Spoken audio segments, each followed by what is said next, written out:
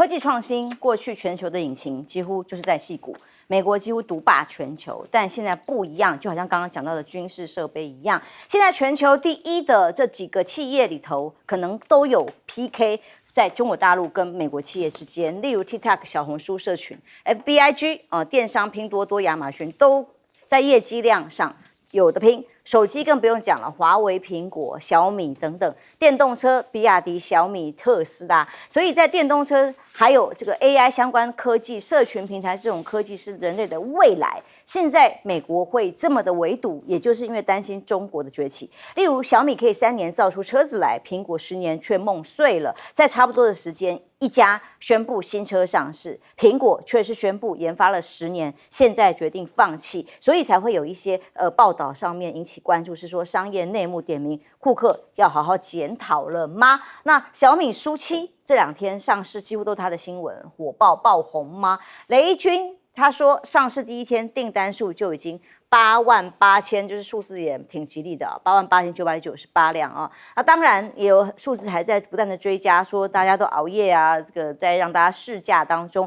但小米这台汽车开卖1天爆单之后，也出现退订潮。那有一些冲动消费订了之后想要放弃啊，他说没有办法，在7天犹豫期之内，但要拿回5000元，还是有一些规定，例如询问了3次，是不是要锁定订单是不是确定？那你一旦喊了确定，就回不去了不能退钱啊。那另外还有雷军为北京扳回一局，叫北京小米1天卖出的这个的汽车比北汽新能源1年销售都还要多。你看刚刚讲的8万多辆将近9万辆的汽车，是本来的北汽蓝股整个销售的71倍2月的71倍，那甚至整年过去它也卖9万多辆而已。显然立刻的在北京的电动车这个产业上面展现了一个非常大的大跃进。那小米苏七大家讨论跟小鹏BBA几乎在竞争上要拉开了吗？会是在这个价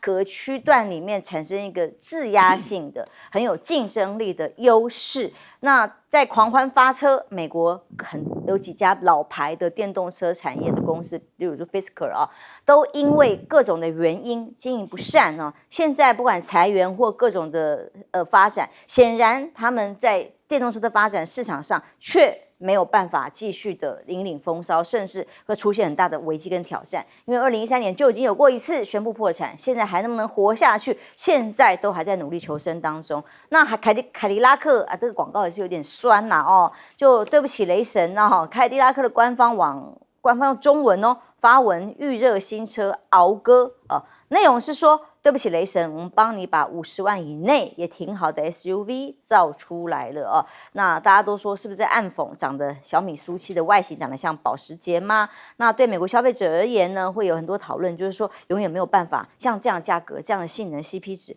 可以买到这样品质的车。亮哥，当然现在科技创新，尤其汽车，小米汽车我们讨论比亚迪一阵子，现在讨论小米的汽车，在市占上还有未来的可期发展上，因为结合了智慧功能等等，它的趋势自然是美国现在最忌惮的对手。小米这个是因为小米本身就有很高知名度嘛，可是它对标的是保时捷啦，所以这个不是一般车的市场。我们一般看汽车的前景是看平价车啦，比如说比亚迪为什么让德国、日本感到恐惧？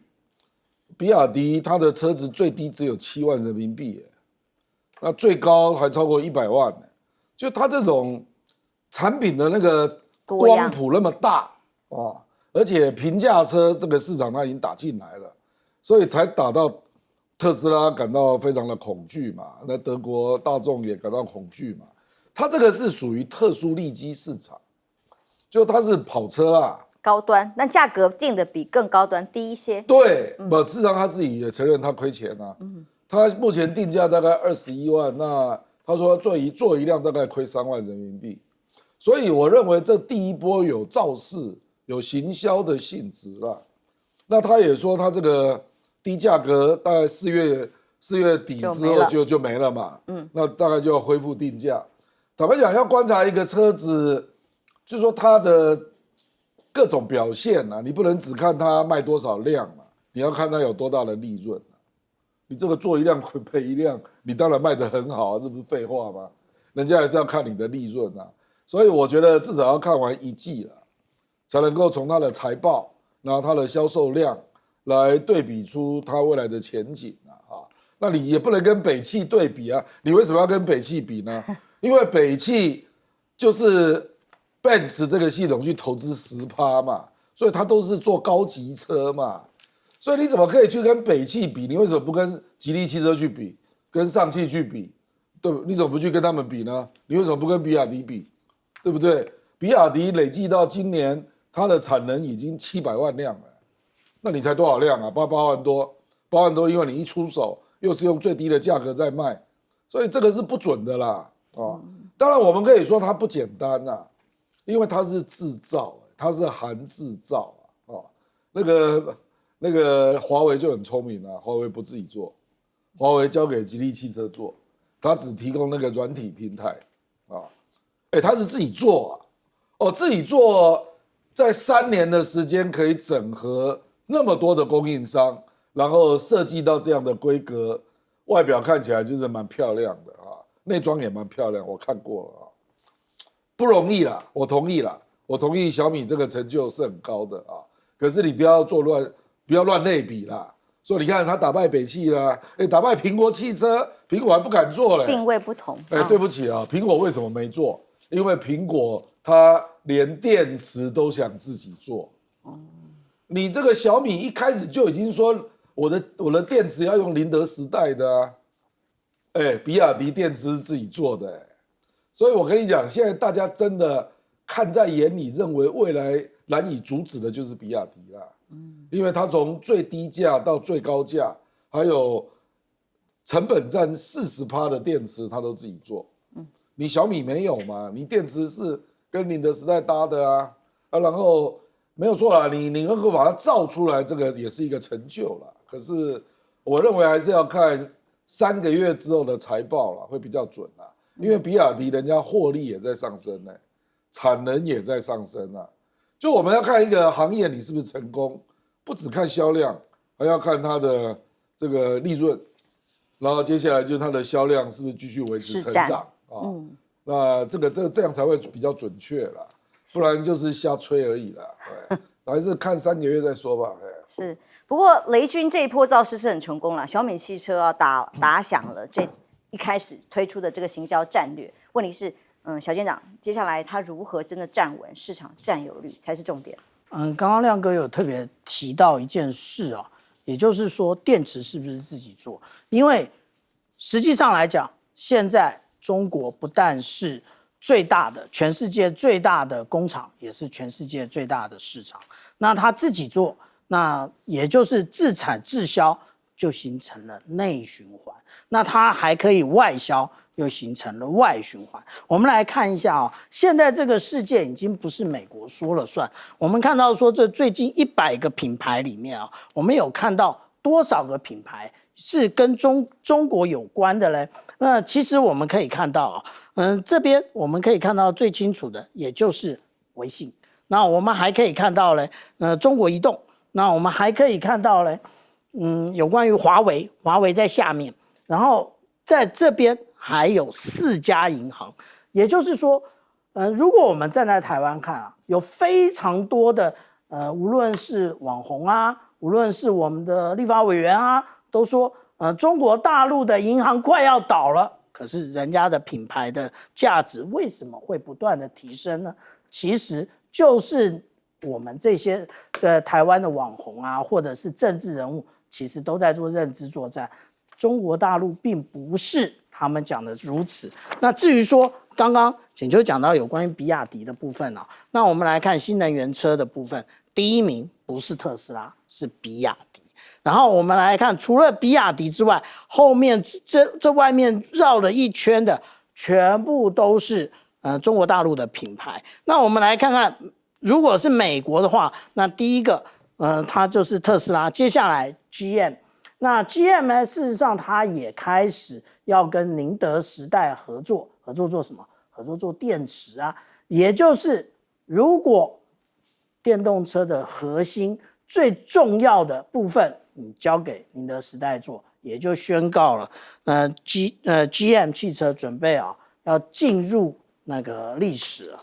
我们这样讲啊，也就是大家都很关心苹果，那可是以我个人来讲，其实我一直找不到可以买苹果手机的一个时间点，而且我越来越不想买。为什么？因为它的外形好像没改过。你说手机外形都差不多啊，的确是没有差太多，可是好像它的无论是电池啊，或者是它的那个照相机的画素，也不如其他的手机品牌。所以我们看到香港的有关苹果的最佳的一个分析师，他就讲说，苹果其实它做不做汽车已经没有什么人在意了。接下来最害怕的也就是它的手机未来如果也是如此的话，那苹果的股价就堪忧了。就是从小卷到大卷嘛。然后对于雷军说，我们过去手机的利润跟汽车市场当然是更大的世界。现在小米汽车已经进入第2轮追加了当然未来刚才讲啦，一开始的促销价格未来不见得会持续这样做。对于这个雷军来讲，造势成功了，未来呢？造势这个是雷军最擅长的啦，他一直以来小米就是靠这样成功的，所以这个不用去替他担心。他这一波当然是打响，然后也造成了一股热潮。可是就像亮哥说的，你主要汽车这种东西是要看它消费稳定性，你要看消费者的反馈，他对这个车子是不是有其他的问题，使用上有哪一些状况。如果这一些都能够透过消费者的检验，它才能够持续在贩售。不然的话，搞不好雷声大雨点小就没有。所以这个它还是要经过一段市场的检验。但是我就觉得这些200位冲动下定的退订，你干嘛退订啊？你不要待了，你拿去卖啊！对啊，对啊，你把你那个下次就涨价了。对啊，就搞不好就涨价。你看台湾也发生过，台湾有一款车子日本的车，结果就是因为它产量很少嘛，因为那时候晶片不是很少嘛，产量很少，结果因为它外形很特殊，结果台湾很多人订不到，结果有人就把它订阅权拿出来卖啊。他那个车子还没拿到，已经开始涨价，有先赚钱了吗？对啊，就先赚钱啊！所以不要待了，千万不要退订啊！这是你的权利啊！搞不好会赚1-2万。对，有可能啊，我觉得是有机会的，因为一定很多人抢不到嘛，抢不到的人就会想说，那我多花一点钱来买，所以真的不要傻。那当然，小米它主要就是它跟那个比亚迪是完全不一样，比亚迪是从头到尾全部自己做。小米其实基本上就是把大家的东西拿来整合而已，然后整合出来。那当然这也是一个很厉害的功夫啦。以短短3年，说真的，以前完全没有碰过汽车产业，你要把它弄出来，这真的是非常不简单的一件事。但是重点还是后续的市场的检验的问题，因为它现在看起来，如果我们现在以它账面数据规格来看的话，它假想敌对手是 Model 3嘛，就特斯拉 Model 3，它看起来是全面都胜过它，不管续航力也好，加速度也好啊。或者是其他内装配备啊，看起来都赢过它。可是重点还是在于你真正驾驶了之后，消费者使用了之后，那一种反馈是如何？因为你要知道，现在看起来好像它有机会一下子把极氪啊、小鹏啊、BBA 全部收拾掉，但是这一些车厂能够生存那么久，还是有它一定的实力在。也就如果你能够通过市场的检验，当然就把它扫掉；但如果你通不过市场检验，你自己也可能会一下就消失了，这个都很难讲。因为你要知道，汽车产业的投资是远比它手机产业还要大很多，所以如果这个东西小米只要走错一步，它可能自己会连带的让它手机产业受到影响，也不一定。所以他们一定要非常非常谨慎。那当然啦，大陆的新能源车早就进入战国时代，他们现在好几百个品牌，现在正在互相兼并当中。那谁能够生存到后面呢，才能够称王？现在看起来，比亚迪应该是生存了下来，但其他还有几个到底是谁，就很难讲。那我在那边看到一个很有趣的，就是凯迪拉克做这个广告，那当然也故意嘲讽一下，别苗头，也帮自己打响一些。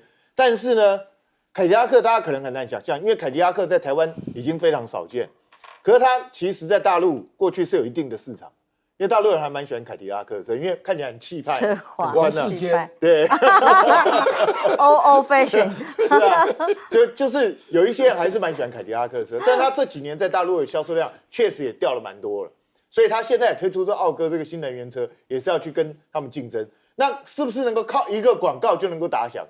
我个人是觉得，主要还是要看他后续消费者反应的口碑吧。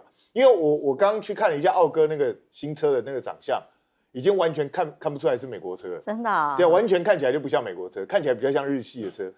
所以我觉得现在市场上的风格大家越来越统合了，那你这样子，如果这样的话，失去一个品牌特色的话，你要杀出重围就更不是容易的事。当然，市场还是有一些传统的支持者，喜欢传统的品牌嘛。来看看市场有没有。当然，选举也是如此。土耳其的大选产生了一个让大家国际上比较意外的结果。地方选举的部分，在野党全国得票领先了35年的这个现在的执政党。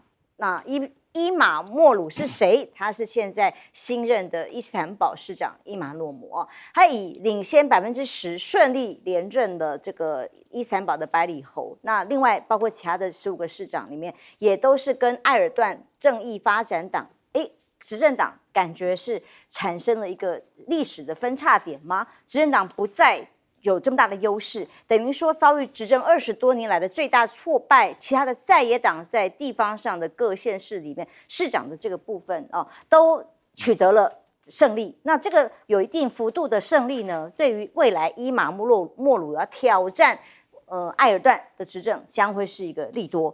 接下来可能就是这两个人 PK 的状态显示什么？是不是跟选民现在的意向产生了一些很大的变化，被形容是重挫埃尔段。因为呢，去年2月遭遇的规模7.8这个地震很严重，太可怕了。想想5.3万人罹难的一个状况，房子跟这个纸糊的一样倒塌一大堆。那因此引起了很多检讨的声浪，包括了11万栋的房子。还有风险啊，还要再盖2万套低收入住宅啊。那现在的问题都还在灾后重建慢慢的这个长路当中。但土耳其的年通膨率已经高达67%，利率是50%。那伊马洛姆跟这个共和人民党呢提的就是关于经济的政策跟议题打的关键打中了要害。那么所以埃尔段近期还有一些外交的行程上面，过去相对被认为跟俄罗斯跟中国走得比较近，而5月就要访美5月9号访美的行程预计跟拜登要见面，两个人还会讨论国防工业的合作。因为先前传出来说土耳其要去买中国的枭龙战机啊，这个战机消息一传出来，大家都说是不是就是跟中方的关系比较近？就搞了半天是为了要逼迫美国能够卖他 F16，看他们都两面手法很厉害。然后最后不但美国批准土耳其卖40架的 F16，还升级79架的 F16 战机，然后同时也批准土耳其死对头，他同时两边美国更厉害，棋高一招嘛，希腊也再卖他40架。更高段的 F-35战斗机，所以这个1月土耳其还批准了瑞典入北约。像这样子的各种的外交策略，对于国内来讲，应该选民也有一些不同的意见。所以俄乌的部分来看看最新的发展，春季征兵。普京昨天看到一个推播消息，就告诉大家说，直接要征兵15万。这15万是不是准备要发动春季攻击？乌克兰说，是。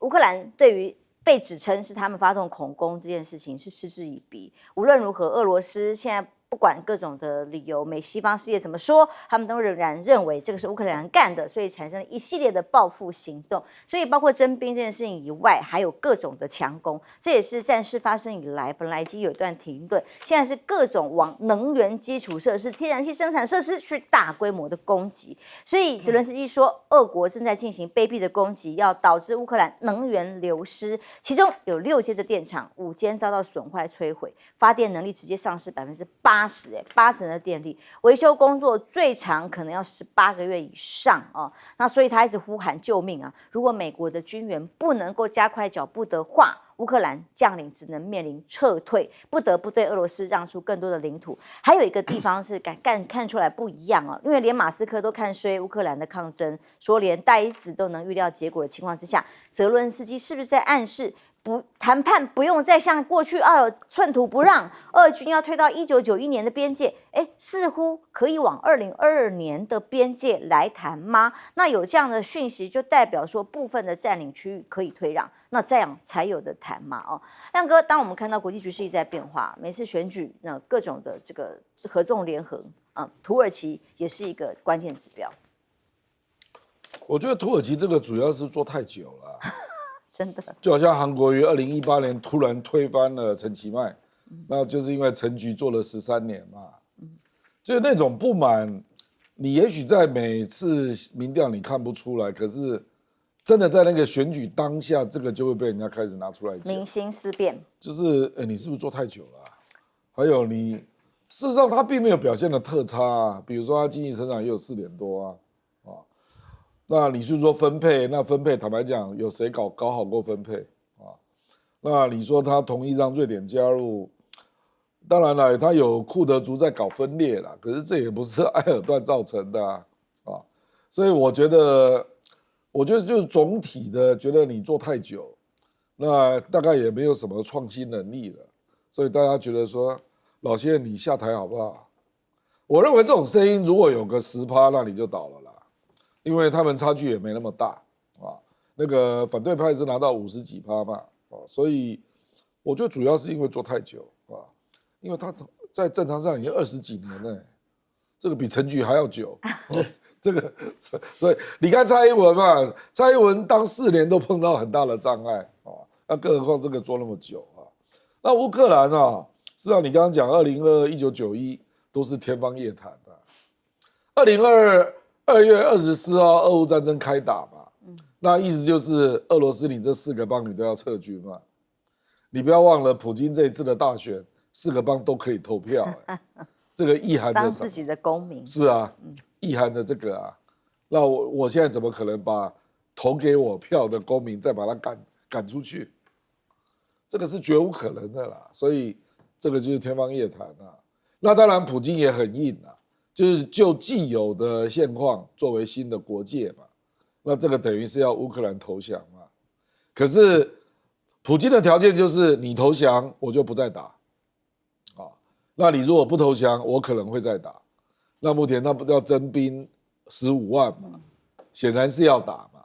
那最可能打的2个地方，一个是向北打哈尔科夫，然后另外一个是向西打奥德萨，这2个都有可能的。没有只取基辅这样。我只取基辅倒是不会了，可是会骚扰，因为他不断的用导弹啊，尤其他有一些什么滑翔炸弹，而且都在提高他的磅数。大概要做到3000呢，而且他不断的在炸乌克兰的公用设施，就是水电，尤其是电厂，这个事实上是有特别用意的。第一个就是要让你老百姓痛苦嘛，生活痛苦，让你去怪泽连斯基嘛，说你要不要认栽啦，你就是投降嘛，那第二个，他还会让你的雷达没有办法启用，因为那个还是要用电啊。那如果比如说哈尔科夫现在就有20几万人没有电，现在整个乌克兰的未被占领区大概有100万人没有电了，所以这个是很严重的问题啦。现在还好是3月啊，你如果再晚一点呢？很冷的时候。是啊，所以我觉得马斯克讲那个话也是很现实啦。他的意思就是说你赶快投降吧，不然你结果会比现在还要惨。他的意思就是说，该退让就要退让，不然的话，没有和谈的话，现在打下去真的是会是最惨烈的结果吗？休息一下，马上回来。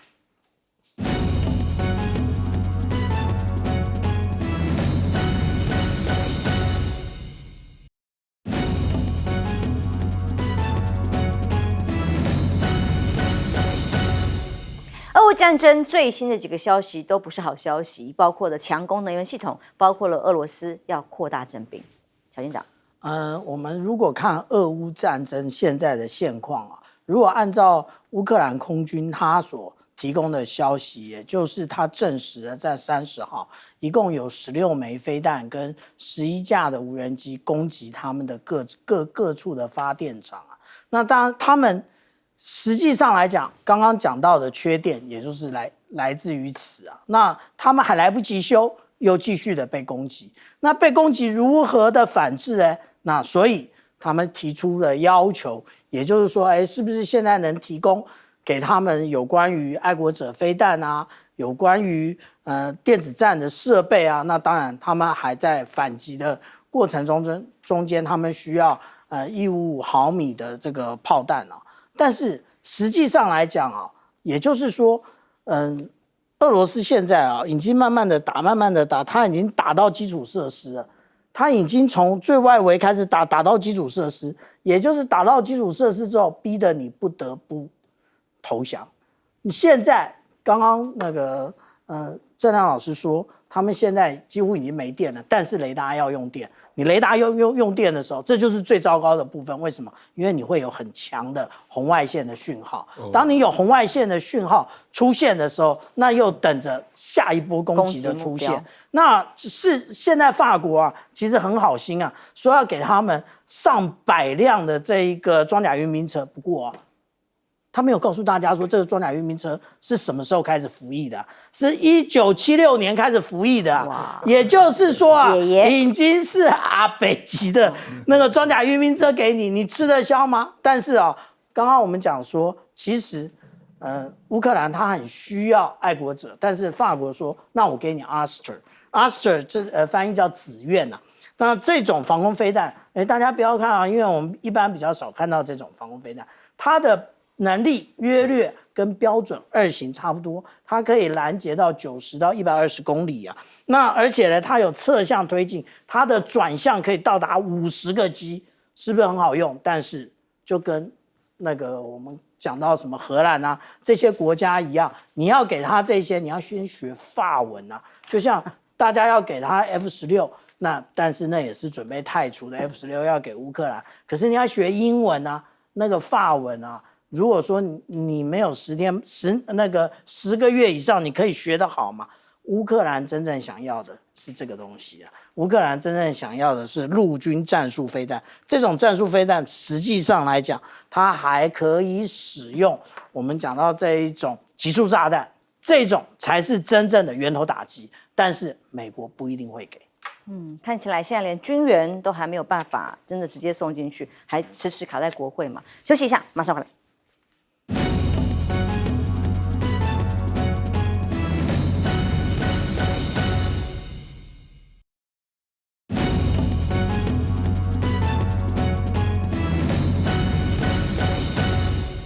土耳其地方选举的变天，是不是预告了未来总统大选也可能会有危机？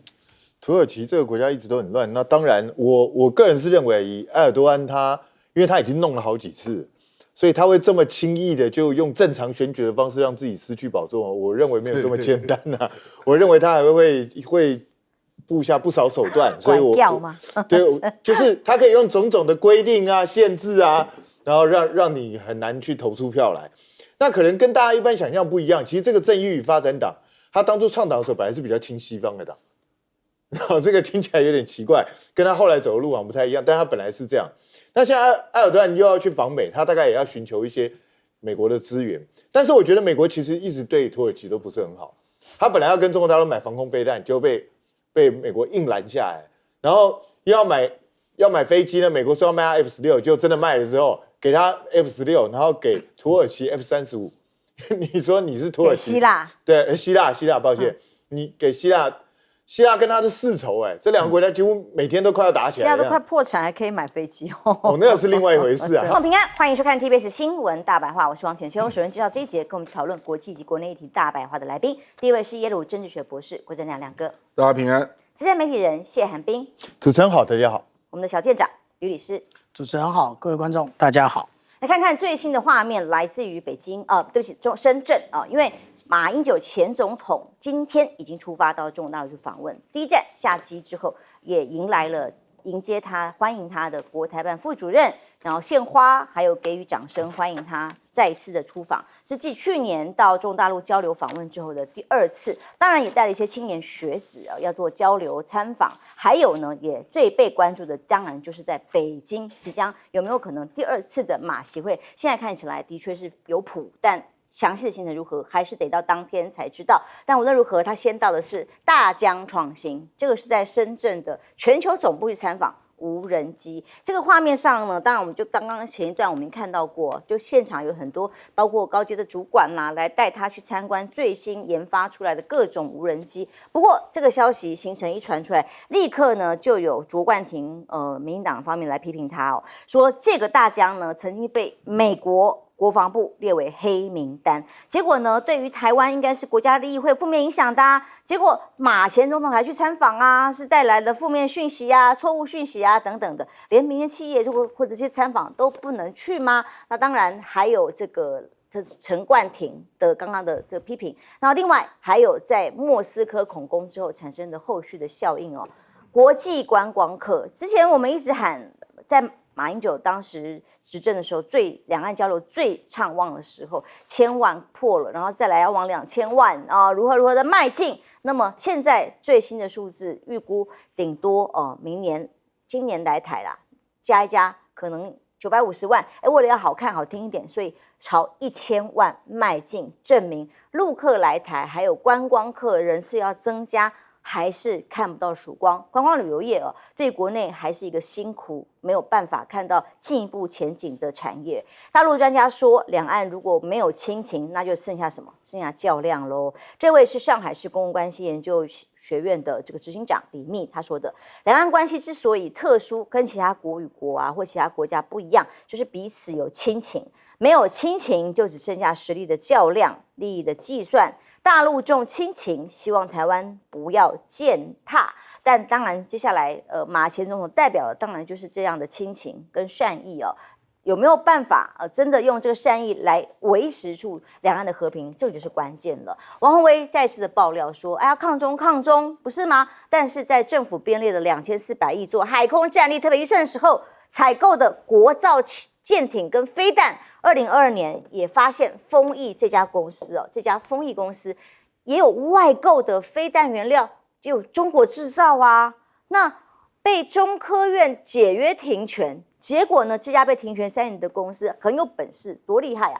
还是可以用同样地址的其他公司，同样的负责人继续承揽国防部的案子3年喽。那包括2022年的审计部指出，中科院既有的采购机制没有落实，所以被检举的中国原料加工现在逢中必反嘛，一定不可以有中国的相关的公司。你看，连去参观这个民党都有意见，这样的情况之下，我们却可以用这个中科院用中国大陆的原料来制造，那不是很矛盾吗？那当然，他说他要去调资料，中科院就说这是商业机密，无法提供又来了，又是不能够提供的消息。好，大陆微博热搜在关心什么呢？关心81192，这是什么？我们来看一下答案解答，这叫做再一次呼叫81192，因为今天呢是对于中国大陆的有些网民乡民来讲关注。曾经在中美的军机擦撞当中意外丧生的这位叫做王伟发起了这个纪念的活动。这是23年前中美南海军机擦撞丧命的飞行员王伟。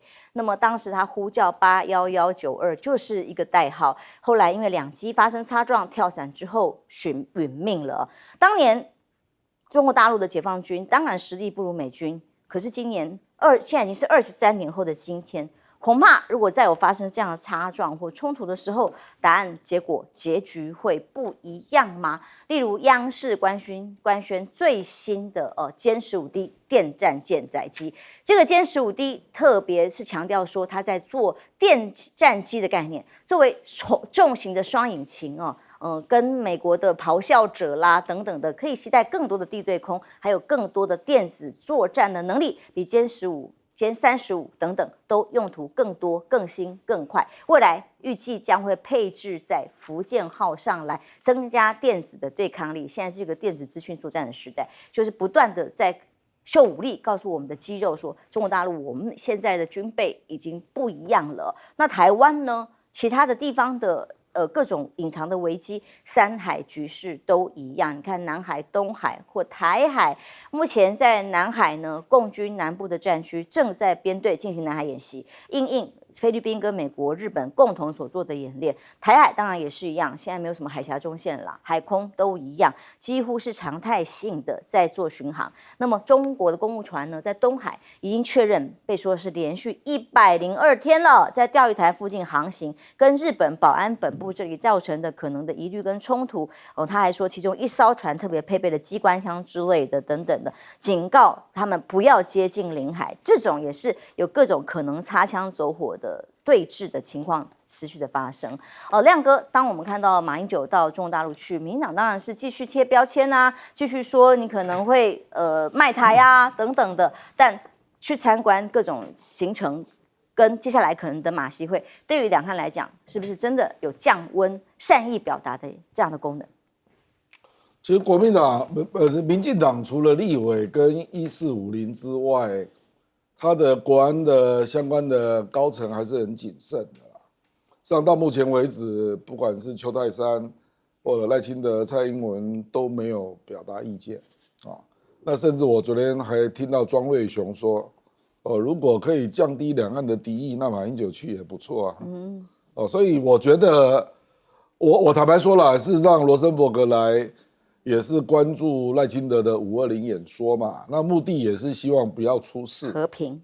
因为美国这个时间真的是忙坏了啦，也没时间应接不暇了，也没时间理你这里啦，就希望你不要出事啊。所以我觉得大概国安高层也知道了，就说不要随便批评马英九啦，因为你看马英九今天到深圳也非常低调啊，因为马英九自己也必须要谨言慎行，因为4月8号之前不能有任何变数啊，比如说你会不会讲话太过高调等等啊，我觉得他自己也知道。那主要当然就是和平之旅嘛。那如果和平，那民进党难道不要和平吗？你目前的状况这么糟糕，这个月还要搞金门市实弹射击耶，对不对？你不知道那会有什么状况啊。所以我觉得民进党应该内部也定了一个调了，就是说低调、谨慎，那看状况，看实际的状况再做发言，而不要说。人家一去你就给人家丢帽子、丢血滴子，那到时候搞不好你还会引用人家讲的话，那不自打脸吗？对不对啊？那至于这个王宏威爆这个料啊，因为这个地点、这个地址登记了好几家公司，恐怕都是同一个老板啊。那坦白讲，这个是我们台湾的政府采购法的问题。我跟你讲，这个如果在别的国家，它是根据你这个人。是盯上你这个人，而不是盯上这个公司。盯上公司，那我再换一家就好了。那有些人，尤其是一些就是偷鸡摸狗的公司，他一次跟你申请10家，这个还是最笨的，他还同一个地址啊，有的还在不同地址啊，所以你根本就搞不清楚。事实上，我们的采购法真的是，如果有违反规定，我们应该就那个人来追啊。这样，你这个就中科院你就不会犯这个问题了啊！就是说，中科院是不是被骗啊？或者是你是故意？那故意就更可怕了。故意就是这个人是你的好朋友啊，所以他用另外一个公司来标，你还以为可以一起骗呢？那是不是里面有赚到钱？就可以被怀疑利益输送啊。所以，当然宏威现在是因为他的市政不够，所以他要调。那不好意思，因为你不是检察官啊。那这里当然也凸显出立委的调阅权、调查权是不够的。你立法委员如果有调查权，这个绝对掀锅的啦，一定可以往下追的啦。这里刚好凸显出我们立法院的调查权是不够的，不然这个事实上是很明显的可能的弊案啊。宏威是绝对有这个资格来追资料的啊。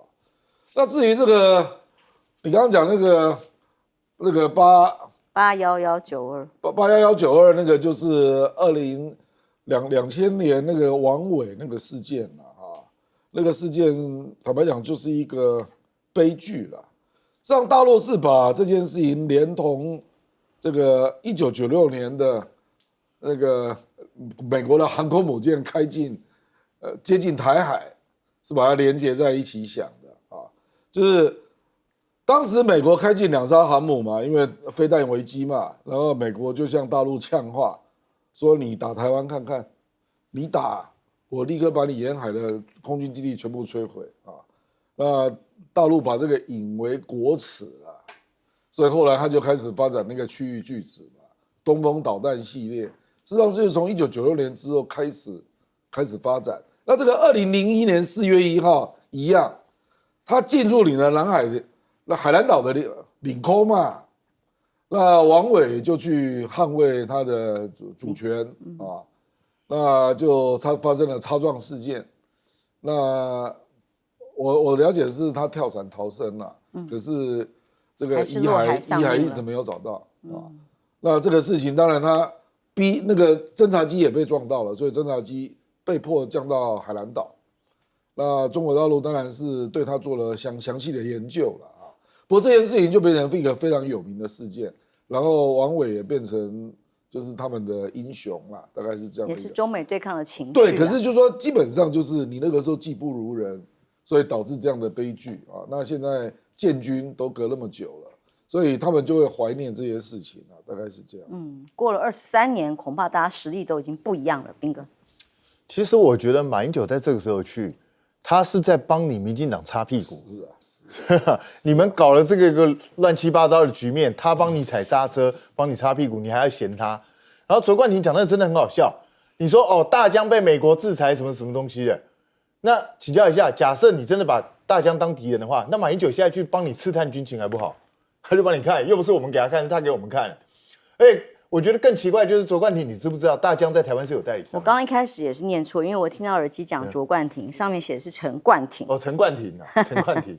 对啊，我就觉得，你知不知道大江在台湾是有代理商的？我们很多人买大江的东西啊，所以你真的是把它当成违禁品吗？那你要不要叫台湾政府直接把它禁掉？这不是很奇怪吗？我们自己都不禁止它在台湾销售了，美国民间照样在买大江，一样啊，因为它是全世界最便宜、CP 值最高的无人机啊，所以大家都在买啊。所以我不知道这到底是什么观念。王国材我也觉得很好笑，你居然还说原来中国禁止大陆客来台自由行的想法比我们想象中还要坚定。你到底在讲什么啦？你天天把所有的过错全部都丢给大陆，最近连那个米孝菌酸都要推给大陆了。你怎么会期待旅游团也进团啊？是啊，是不是？所以你们自己对对方采取这样的态度，你怎么会认为大陆会对你好脸色？我真的觉得这到底是什么想法，才会让王国材有这么奇怪的幻想？我觉得很不可思议啊！他当然就不会来嘛，因为两岸之间现在正在交恶嘛，就这么简单的事情还要去想吗？那当然，如果两岸持续保持这种恶意螺旋，那未来就会非常危险。那我们到底准备好去因应了没有？那洪威去爆料这个东西哦，其实我真的觉得我们的政府采购法，刚亮哥讲的没错，有修正的必要，而且要大改。第一个要追人，第二个，他之前出过问题的公司哦，3年之后就解禁。对呀，3年而已。所有公司是，苏丹红也是，都差不多。所以这到底是怎样？我们是故意当初这个法就是故意给厂商方便，在让他只要换个身份，换个什么东西就可以继续来投标。这个如果不整个彻底改变哦，未来这种类似的状况会层出不穷，永远没有办法制止掉。那当然，大陆经过这20几年，它是突飞猛进，很多科技的发展也非常厉害。所以在这种状况下，美国在台海在整个亚洲这个地方也越来越慎重。那在这种状况下，你看哦，最近美国不断挑起日本也好，菲律宾也好，他都叫他说，你们去跟大陆发生一些冲突，然后产生这种对峙的场面。可是你有看到美国人自己出来对峙吗？我就没有看到啊。